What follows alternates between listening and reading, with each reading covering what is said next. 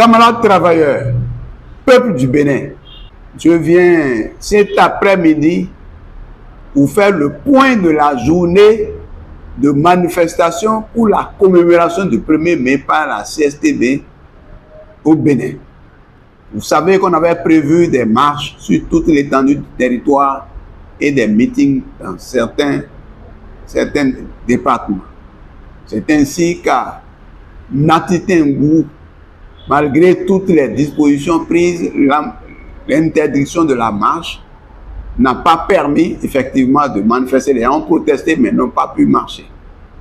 À Parakou, les gens ont marché et ont été dispersés.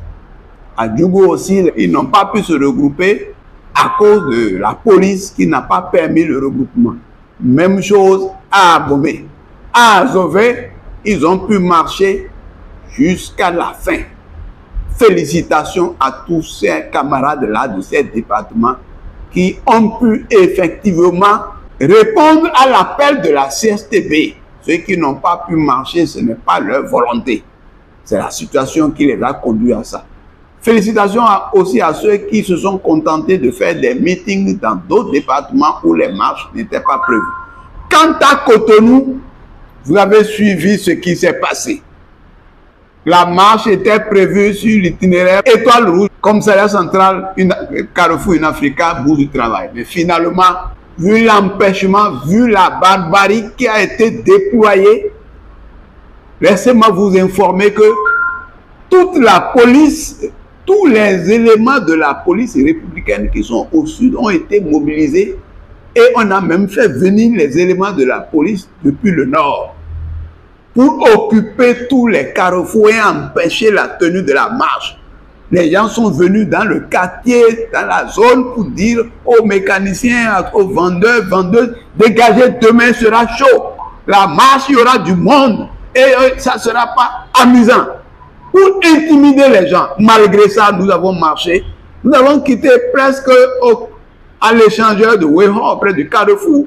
Nous avons marché jusqu'à quelques mètres de la boue du travail avant d'être dispersés. Alors, après le face-à-face avec le DGPR qui était avec ces éléments, à qui on demandait de nous dire les raisons de la dispersion, d'empêchement de la marche. Comme toute réponse, il nous a fait gazer, nous avons quitté et le rendez-vous, c'était dans l'enceinte de la boue du travail comme prévu. Il faut dire que tous ceux qui ont été à la place de l'Étoile Rouge ont constaté que la place était barricadée depuis la nuit. Tous ceux-là se sont déplacés et sont venus à la boue du travail et nous avons fait un géant meeting qui était très animé, avec des slogans vraiment éloquents, qui illustraient la colère des peuples du Bénin.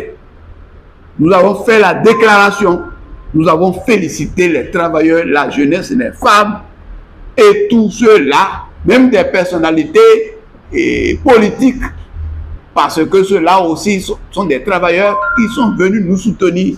Tous ceux-là étaient là et nous les avons félicités. Mais nous devons vous informer, vous avez appris sur les réseaux sociaux que lors de la marche, 72 personnes ont été arrêtées.